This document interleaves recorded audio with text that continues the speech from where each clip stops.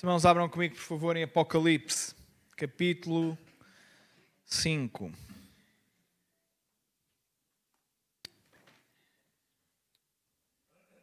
Capítulo 5. Estamos a falar acerca da visão de João, da segunda parte da visão, daquele leão e do cordeiro. Amém? Lembram-se de termos falado disto a semana passada, do leão e do cordeiro. Mas vamos ler novamente a partir do versículo 1, para os irmãos recordarem. Diz assim: E vi na mão direita do que estava sentado sobre o trono um livro escrito por dentro e por fora, selado com 7 selos. E vi um anjo forte bradando com grande voz: Quem é digno de abrir o livro e de desatar os seus selos? E ninguém no céu, nem na terra, nem debaixo da terra podia abrir o livro, nem olhar para ele. E eu chorava muito, porque ninguém fora achado digno de abrir o livro, nem de ler, nem de olhar para ele. Se os irmãos recordam, a semana passada nós falávamos acerca deste livro, deste pergaminho, deste livro que está selado. E este livro representa todo o plano divino, tudo aquilo que tem a ver com o Evangelho e tudo aquilo que tem a ver com o plano do passado, do presente e também do futuro, também relativamente com a questão da humanidade, tem no fundo a ver com o plano redentor de Deus, da salvação, mas também do julgamento. E João chora porque ninguém é digno de o abrir.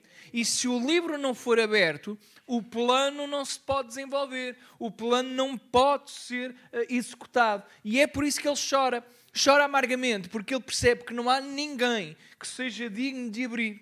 E é então que um dos anciãos diz: Não chores.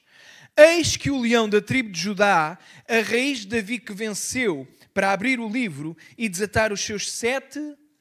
Agora vejam, a Bíblia está a dizer... E estamos aqui a dar alguns pormenores que não falámos a semana passada, mas está a dizer: olha, não chores, eis aqui o leão da tribo de Judá. Nós já vimos quem é este leão da tribo de Judá, vimos que a Bíblia fala acerca da raiz de Jessé. Aqui é Davi, que é da mesma, que é no fundo a geração a seguir a Jessé, que venceu, e diz que venceu para abrir o livro e desatar os seus 7 selos. Então este livro está diretamente ligado ao ministério de Jesus Cristo, ao seu sacrifício, àquilo para o qual ele veio fazer, aquilo para o qual ele veio conquistar. Então o abrir destes livros está ligado à pessoa de Jesus Cristo e àquilo que ele fez e faz. Os irmãos ainda estão a acompanhar? Então é por isso mesmo que ele é digno de abrir. Não apenas o livro, mas de abrir o livro e desatar os 7 selos. Porque cada selo vai ter um efeito. Cada selo representa uma determinada coisa que vai acontecer. O que significa que o desatar de selos que vai ocorrer depois tem a ver também com uma cronologia, com alguma coisa que vai acontecer. E vai acontecer porque é o próprio leão da tribo de Judá que vai desatar. E isto é importante. Porque quando nós estivermos a ler o que é que cada selo acontece, e são coisas que nós não gostamos, morte, pestes, guerras, etc., quem vai desatar é aquele que é digno de desatar. E as coisas vão ocorrer e acontecer, não é por um infortúnio da vida, não é porque, olha, é um azar, é sinal de julgamento. Porque este plano não é apenas e não tem apenas a ver com a graça, tem a ver também com o juízo que vai acontecer. E o juízo que vai acontecer porque Jesus vai abrir os selos. Por isso é que nós temos que ser equilibrados na nossa teologia. Estou sempre a dizer isto. Mas é até todos nós aprendermos. Quem só prega graça corre o risco de viver na hipergraça. E a hipergraça é como eu ouvia alguém dizer aí, é aquelas nas redes sociais, mas era alguém, um pregador da moda que prega assim sentado, também está na moda agora, não é? Tenho que começar a sentar-me também para pregar. Pode ser que funcione. Não sei se funciona melhor para mim. Mas estava assim sentado e ele estava a dizer uma coisa tão bonita de se ouvir, que era: se Deus deixou-te ver, se Deus deixou-te sentir, se Deus deixou-te cheirar, é porque Ele te vai deixar tocar. Ora, Deus deixou ver o fruto proibido. Deus deixou tocar o fruto proibido. Deus deixou cheirar o fruto proibido. Mas não era, o fruto proibido não era para Adão e para Eva, pois não? Ou era? Então não é porque Deus deixa ver Não é porque Deus deixa cheirar, que é para tu tocares, ou que aquilo é uma promessa de Deus para a tua vida. Isto para dizer, porque quando nós pregamos hipergraça, depois só pregamos disparates. Porque basicamente, se Deus mostra, é porque é para nós. Então prepara-te que vais receber. Se não nos prepararmos, vamos receber, mas é juízo. Então é bom que tenhamos muito cuidado com aquilo que pregamos. A Bíblia, ela é equilibrada. A teologia tem que ser regada e equilibrada. Não é tudo para um lado. É aquilo que o Senhor quer. É o equilíbrio das coisas, como deve ser. Então, isto para dizer o quê? É verdade que o plano da redenção do Senhor é a salvação, mas este plano inclui também a questão do julgamento. Não gostamos desta parte, mas vai acontecer. As nações e as pessoas vão ser julgadas. E quem melhor para julgar do que aquele que é digno? Do que aquele que é merecedor? Do que aquele que é capaz e tem poder para abrir o livro e desatar os selos? E olhei, e eis que estava no meio do trono e dos 4 animais viventes, e entre os anciãos um cordeiro, como havendo sido morto, o leão e o cordeiro. O leão da tribo de Judá apresenta-se e é apresentado como um cordeiro. Falávamos disto, foi este o foco da pregação da semana passada. Falamos acerca de que aquilo que as pessoas esperavam, que a conquista acontecesse por causa da forma como os leões conquistam, com a sua força, com o seu poderio, com a sua agressividade, Jesus conquista como um cordeiro. O cordeiro que foi morto. Mas não é um cordeiro qualquer. É aquele que tinha 7 pontas e 7 olhos, que são os 7 Espíritos de Deus enviados a toda a terra. Vimos estas características. Aqui os chifres como sinal de força e poder do Senhor. Os 7 olhos como aqueles que são os 7 Espíritos que percorrem toda a terra. Nada está oculto ao Senhor. Por isso é que na visão antes, Jesus sempre diz, eu vejo. Vejo as tuas... Ele vê as obras porque Ele tem os 7 olhos, que são os 7 Espíritos. Ele vê tudo. O irmão já conseguiu perceber que não há nada que nós consigamos esconder de Jesus Cristo. Se você se sentir feliz, Ele sabe. Se você estiver triste, Ele sabe. Se você estiver em lutas, Ele sabe. Se você estiver a mentir, Ele sabe. Se você estiver a dizer a verdade, Ele sabe. Ele conhece tudo acerca da nossa vida. Ele sabe qualquer, e até ao milímetro, quais são as nossas intenções naquilo que fazemos e naquilo que dizemos. Nada lhe está oculto. E ele vem e tomou o livro da direita do que estava assentado no trono. E havendo tomado o livro, os 4 animais e os 24 anciãos prostraram-se diante do cordeiro, tendo todos eles harpas e salvas de ouro, cheias de incenso, que são as orações dos...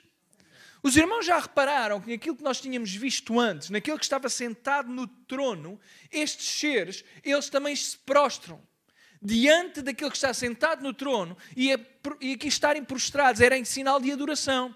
E aqui é categórico que estes seres viventes, eles também se estão a prostrar em sinal de adoração. Agora vejam, nós identificámos aquele que estava sentado no trono como Deus Pai. E agora está aqui o Cordeiro, que é aquele que está sentado no trono com Deus, e ele também é digno e também recebe a adoração. Digam-me uma coisa, quem é o único ser ao qual é possível verdadeiramente adorar? Quem é? Aquele que é digno. E quem é que é digno? Deus.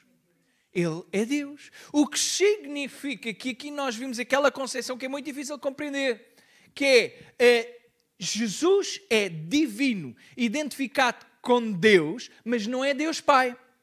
É a ideia da Trindade. Nós conseguimos perceber isto. Deus em 3 pessoas. Você está cá?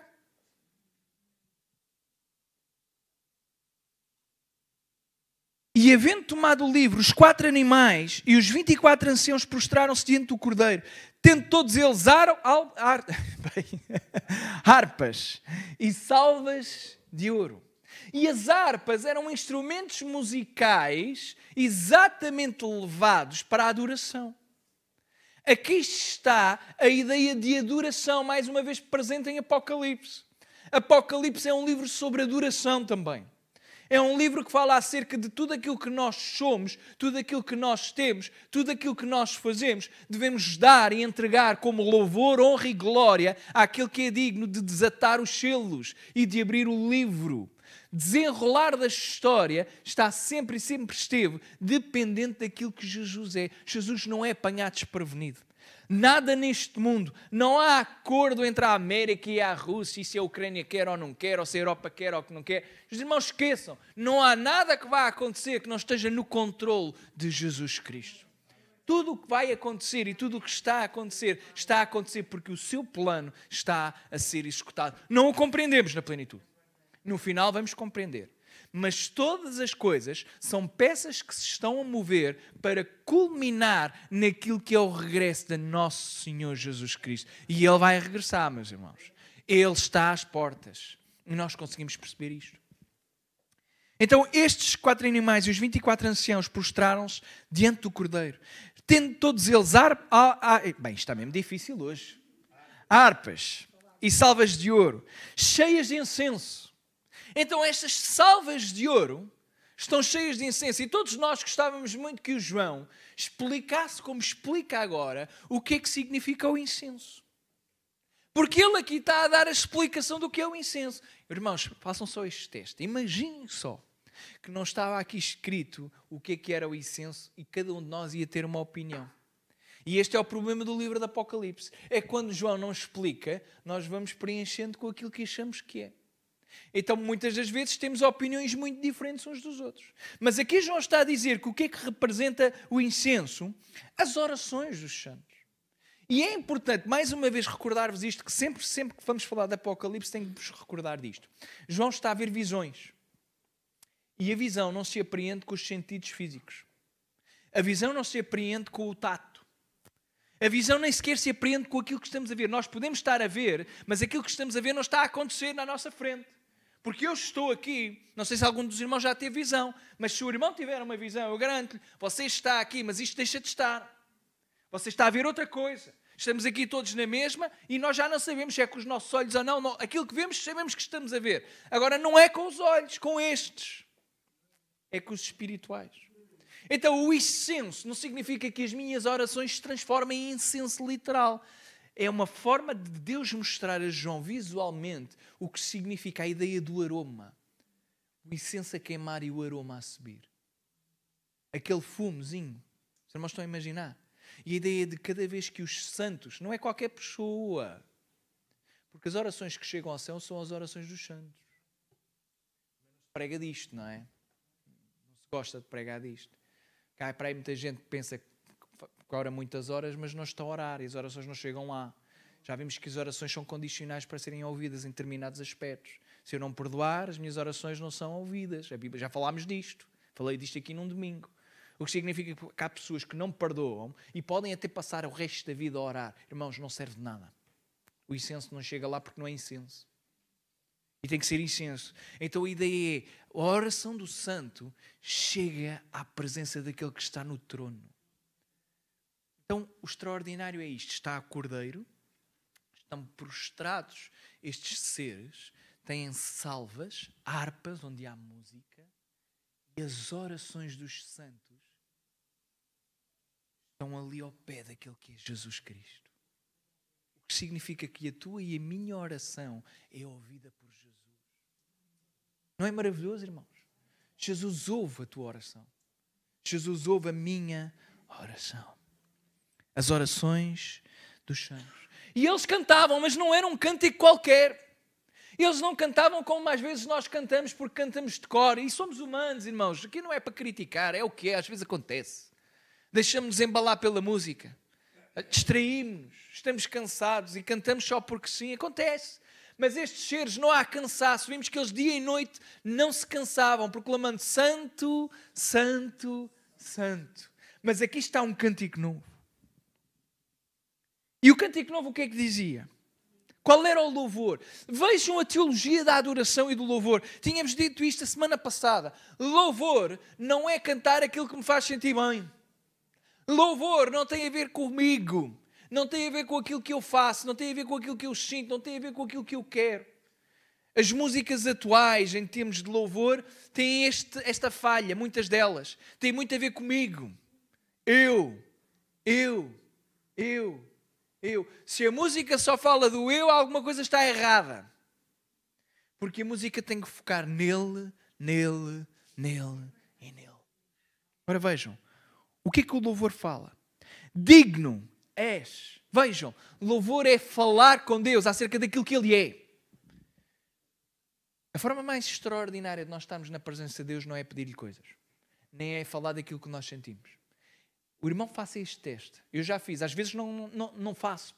Porque também sou imaturo, olha. É verdade. Tenho que confessar-me aqui. Mas faça este tipo de oração.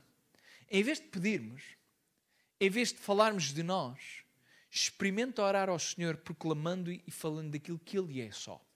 E você faça este exercício. Só diga aquilo que Ele é. Que Ele é glorioso. Que Ele é lindo. Que nós o amamos. Que Ele é gracioso. Que Ele é misericordioso. Mas seja honesto naquilo que vai dizer. E a presença de Deus inunda o sítio onde nós estamos a orar. Porque nós estamos a dignificar o seu nome. A oração deixa de se focar naquilo que eu quero, naquilo que eu sinto, para se focar naquilo que eu sei que Ele é. E eu falo aquilo que Ele é. E quando eu oro focado naquilo que Ele é, meus irmãos, é aí que nós falamos, aquela expressão, os céus se abrem. Os céus abrem-se não é quando eu estou focado em mim. O céu abre-se quando eu estou focado nele. Quando a igreja coletivamente se foca no Senhor, é aí que os céus se abrem, quando tu e eu proclamamos quem Ele é. E aqui estão eles, dizendo que Ele é digno de tomar o livro e de abrir os seus selos, porque foste morto e com o teu sangue compraste para Deus homens de toda a tribo e língua e povo e nação. Com o sangue, com o teu sangue, dizem estes seres, tu compraste. Já vos tinha dito, este é um dos argumentos para os quais muitas pessoas afirmam que estes anciãos nem sequer são humanos, porque eles não se incluem na compra do sangue. Veja, eles não dizem porque tu nos compraste, mas eles dizem porque tu compraste homens, porque tu compraste tios, não é anus. Os irmãos entendem o que é que eu estou a dizer, mas é simplesmente um argumento, já vos disse, não podemos ter a certeza absoluta se os anciãos são seres angelicais ou são de facto pessoas. Acho que vamos descobrir isso e como as coisas estão, acho que vai ser brevemente.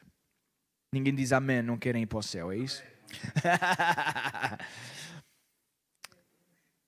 Então, com o sangue, afirmar o sacrifício de Jesus é um ato de adoração e de louvor. Afirmar aquilo que Ele fez é um ato de reconhecimento e gratidão. Digno és de abrir o livro porque tu foste morto e com o teu sangue compraste homens de toda a língua, tribo e nação. Significa que não tem a ver com apenas Israel, não tem a ver apenas com o povo especial. O povo especial são aqueles que são redimidos pelo sangue do Cordeiro. E é de todas as nações, de todas as tribos e de todas as línguas. Não importa se fala cantonês, chinês, se fala mandarim, fala sei lá o quê. Não importa se percebe de latim ou de grego, se fala português. Importa sim em quem você deposita a sua fé. E se depositar a sua fé neste Jesus Cristo, nós então fomos comprados pelo seu sangue. Amém? Isto fala acerca da redenção e da graça. E para o nosso Deus os fizestes reis e sacerdotes, e mais uma vez está aqui a promessa, e eles reinarão. A ideia de reinar, a ideia de no final vai haver um reino em que os homens vão conjuntamente com o Senhor reinar.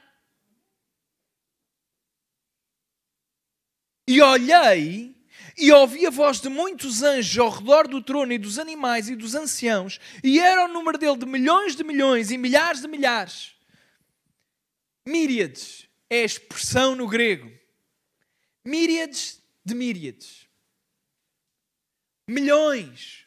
Os irmãos conseguem imaginar a visão de João em que ele vê aqueles anciãos, vê aqueles 24 anciãos, vê aqueles 4 animais e a seguir olha e são milhões de anjos a adorar a Deus, a adorar Jesus Cristo. Que visão incrível, irmãos. milhões de milhões e milhares de milhares. Milhões de anjos, irmãos. Vocês conseguem imaginar o número? Milhões. Não são 1000, não são 10.000, nem são 100.000, são milhões de anjos. Os irmãos conseguem tentar perceber e imaginar o poder de Jesus Cristo. E o que eles fazem? Com grande voz diziam: digno é o Cordeiro. Lá está, os anjos sabem louvar. Os anjos sabem adorar.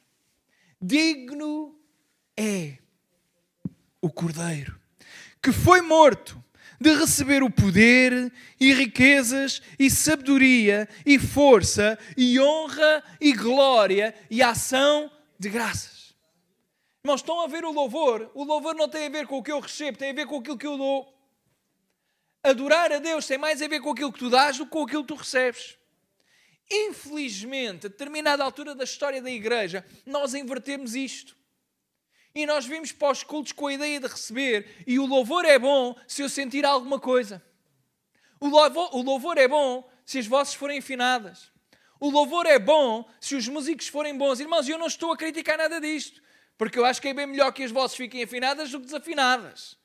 É melhor ter alguém a dirigir louvor que saiba cantar do que não saber. Se me derem a escolher, eu dou a escolher. Prefiro alguém que seja afinado. Mas que não seja afinado apenas na voz. Seja afinado na voz e no coração. Você está cá? Também há para aí gente muito afinadinha na voz, mas no coração não é afinada.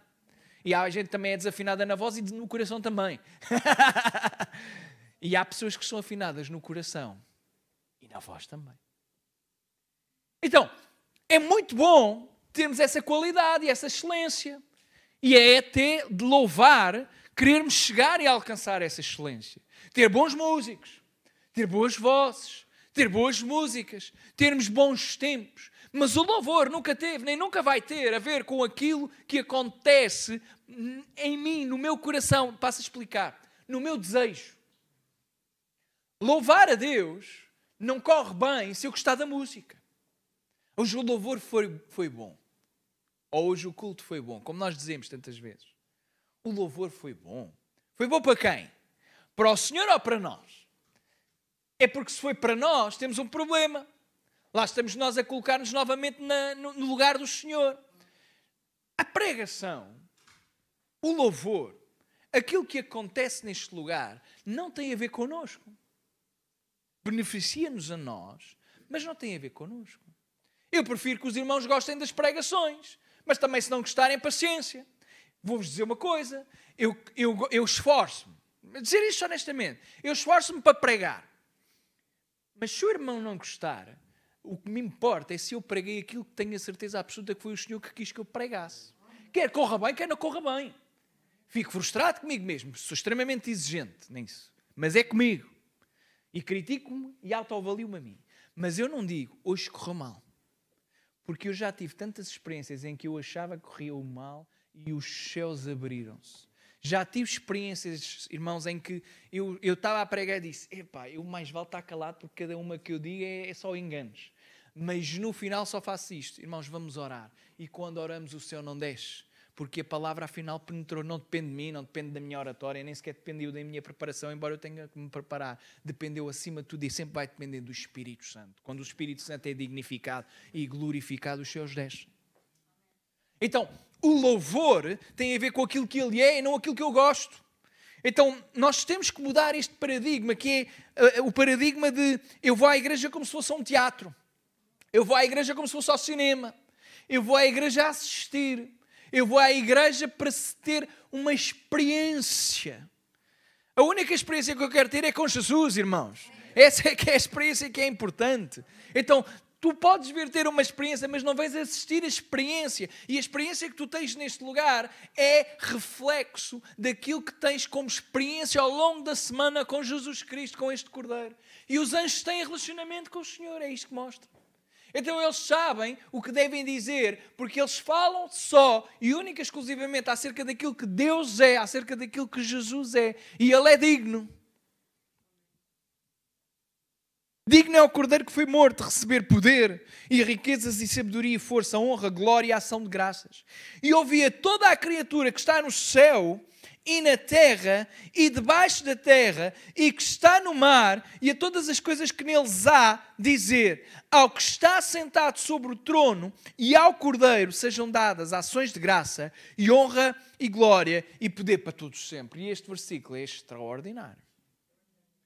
Está a falar que toda a criatura, esteja ela onde estiver, vai haver uma fase em que quer queiram, quer não queiram, vão ter que proclamar quem Jesus é.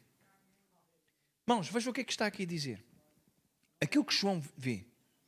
Ouviu toda a criatura que está no céu e na terra e debaixo e a que está no mar e todas as coisas que nele há, dizer ao que está sentado sobre o trono. Irmãos, há pessoas que não querem adorar a Deus.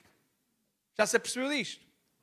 Mas Apocalipse, parece-me a mim, esta é a minha interpretação, que vai mostrando que mesmo aqueles que hoje não querem adorar, eu não estou a dizer que eles estão salvos, mas mesmo não estando salvos vão ter que adorar, vão ter que reconhecer quem Jesus é e falar daquilo que Ele é. E Ele é digno de receber todo o louvor, toda a honra e toda a glória e todo o poder para todo o sempre. E os 4 animais diziam amém. E os 24 anciãos prostraram-se e adoraram ao que vive para todo. Mais uma vez, expressão de adoração. Então, este cordeiro, e vamos entrar só no capítulo 6, só para remir o tempo, ainda temos alguns minutos. O capítulo 5 fala acerca deste cordeiro, o leão da tribo de Judá. Ele é digno de abrir o livro e desatar os selos. E nós sabemos disto. Culmina este capítulo com os anciãos prostrados a adorar aquele que vive para todos sempre. E é agora que entram aquelas passagens que os irmãos conhecem muito bem. Porque agora vai ser abertos os selos. E depois de uma visão extraordinária de adoração e de louvor, nós esperaríamos que agora vinha correr tudo bem. Vem agora aí o avivamento total. Ou melhor, já estamos no avivamento. Todas as criaturas estão a adorar o Senhor. No céu, no mar, na terra, debaixo da terra. Tudo o que existe adora ao Senhor e proclama que Ele é digno. E havendo o cordeiro aberto um dos selos. O cordeiro tem na sua mão o livro. E agora, com a sua mão, ele tira um dos selos.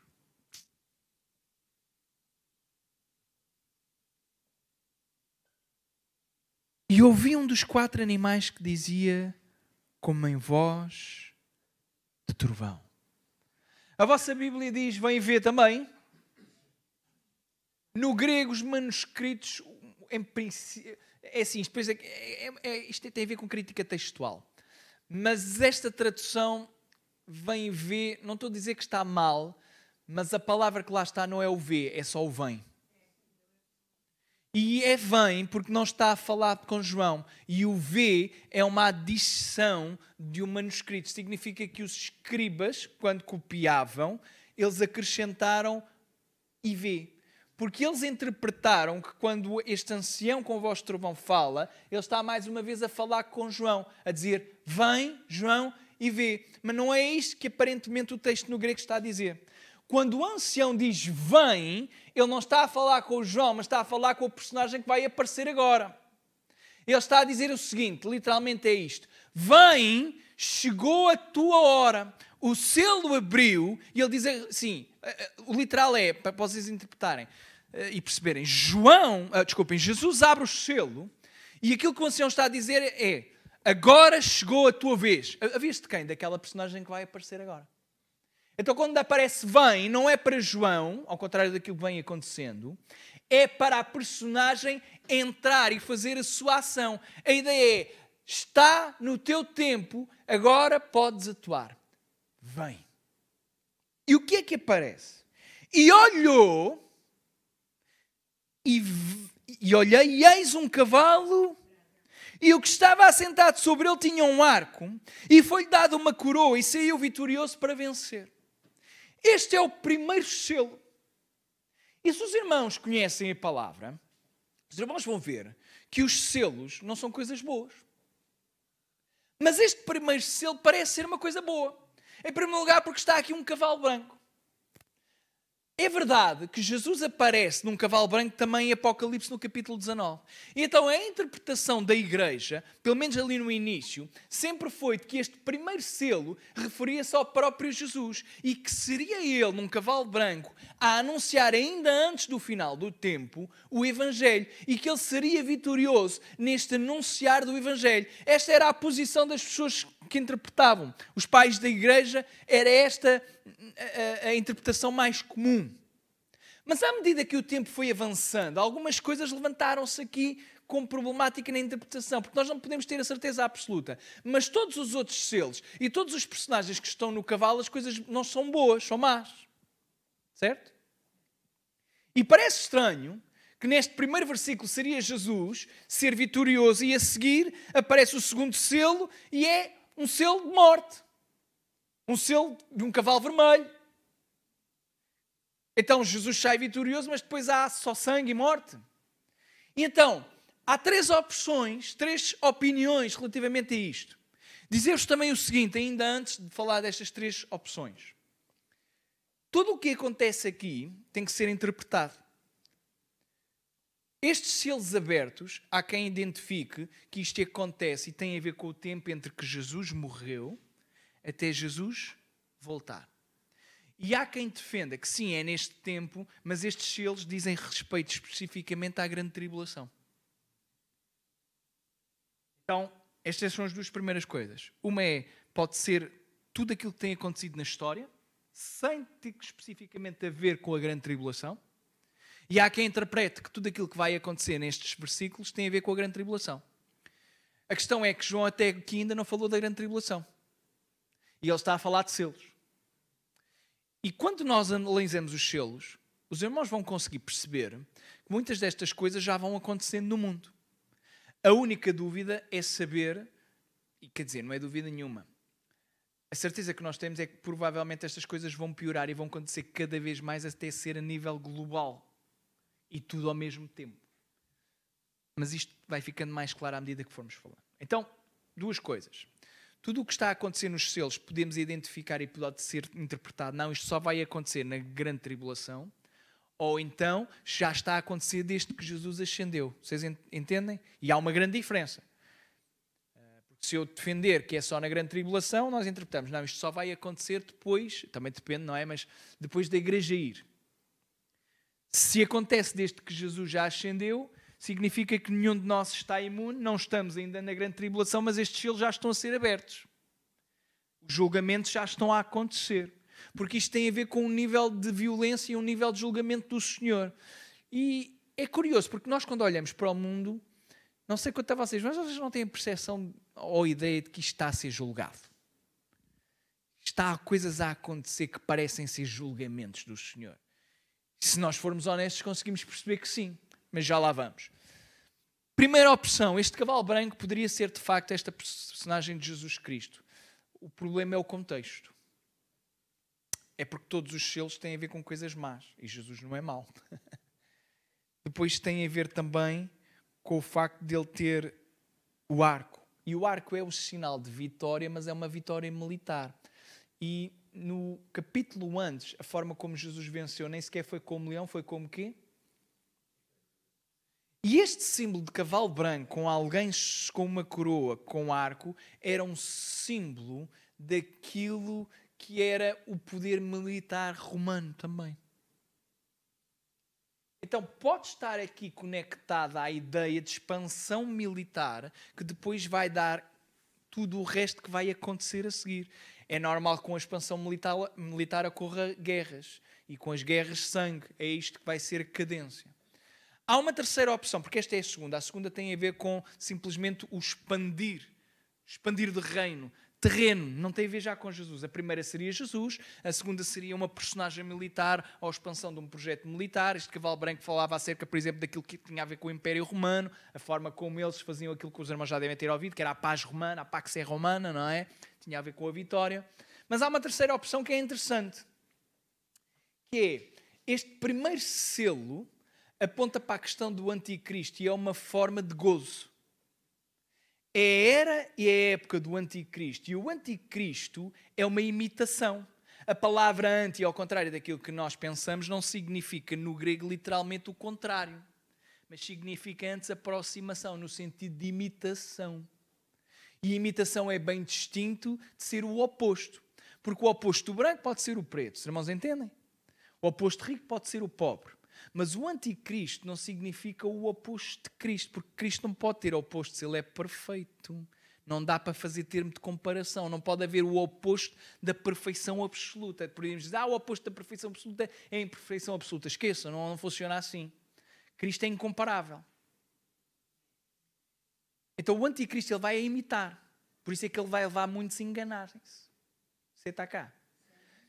Se os tempos não fossem abreviados, até os escolhidos perderiam. Significa que nenhum de nós safava. Nenhum de nós aqui.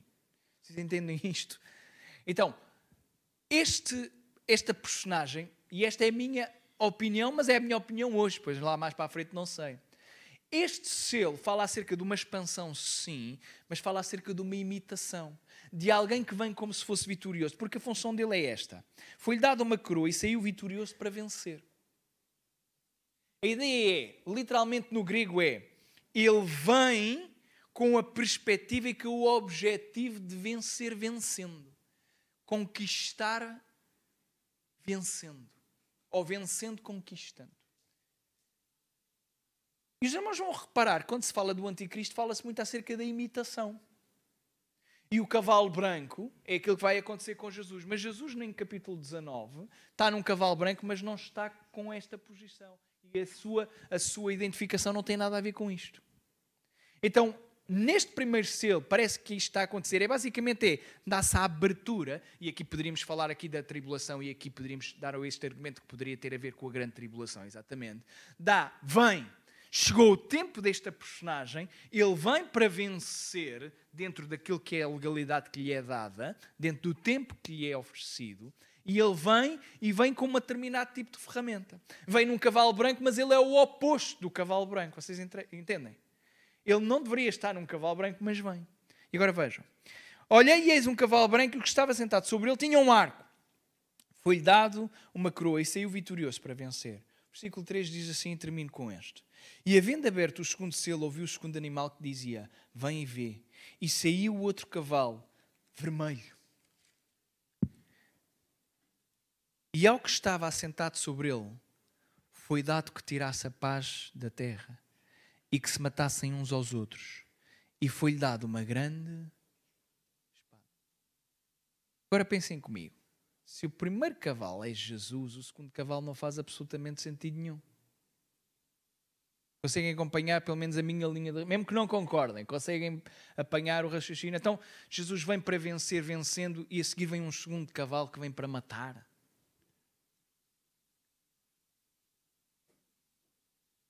Vejam o poder que é dado a este.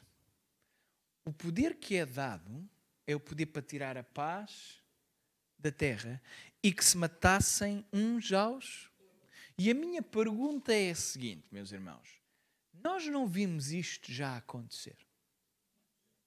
Não temos visto isto a acontecer desde sempre. Mas, em específico, desde que Jesus ascendeu, nós não temos visto isto a piorar cada vez mais. Então, pois a pergunta que se coloca é, este cavalo já está em ação? Ou isto ainda vai piorar mais? Vai piorar, mas parece que eventualmente já acontece. Vocês veem isto a acontecer todos os dias nos jornais. Mas não só nos jornais acerca daquilo que se passa no estrangeiro, mas nós já vimos isto a acontecer até em Portugal. Com notícias cada vez mais... Coisas que nós nunca ouvíamos falar, que aconteceu em Portugal e que hoje em dia acontecem. Então, Este selo, e isto é importante e termino com isto. Estes selos estão a ser abertos por quem? Por quem? Quem é que está a abrir os selos? É Jesus.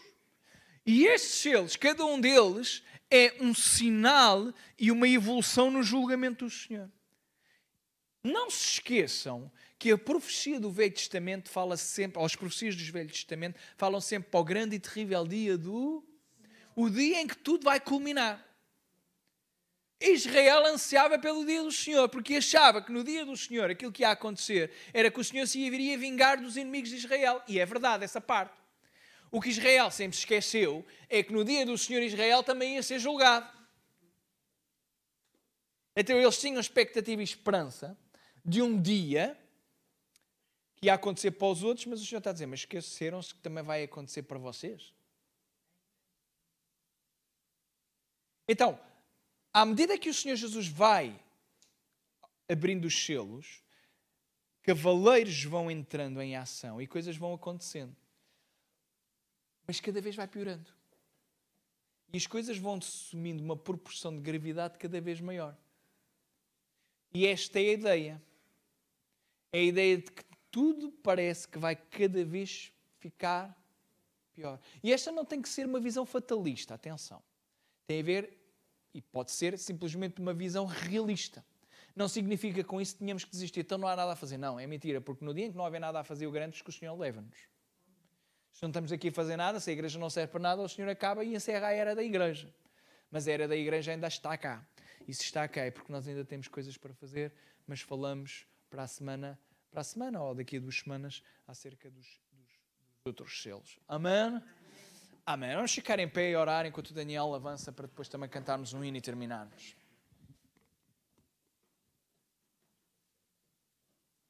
Senhor, obrigado, Deus, pela Tua palavra, Senhor. Deus, ainda que haja coisas que nós não podemos ter a certeza, Deus, nós te pedimos graça e misericórdia, Senhor, para compreendermos aquilo que Tu queres que nós compreendamos, Senhor. Ainda que possamos falhar numa outra interpretação, Senhor, numa outra opinião, Deus, aquilo que nós queremos é guardar a nossa fé no final, Senhor. Queremos, Senhor, dizer-te, Senhor, que nós te queremos servir, Deus, custe o custar, Deus, adorar e honrar-te, louvar-te, tal como os Teus anjos o fazem, Senhor. Nós queremos dizer que Tu és digno. Nós queremos dizer que Tu és glorioso, Senhor Jesus. Nós queremos dizer que Te amamos, Senhor. Então ajuda-nos, Deus, a resguardar, Deus, a nossa fé. Protege-nos, Senhor Jesus. Anima-nos, Deus. E obrigado, Senhor. Sabemos, Deus, que as coisas são difíceis. Sabemos, Deus, que os Teus selos estão a ser abertos, Deus. Mas confiamos em Ti e na Tua palavra, Senhor. Confiamos, Deus, que Tu és aquele que venceu. E aquele que vence, Senhor, nos guarda e nos resguarda, Senhor. Santo e bendito é o Teu nome. Te agradecemos em tudo. Amém.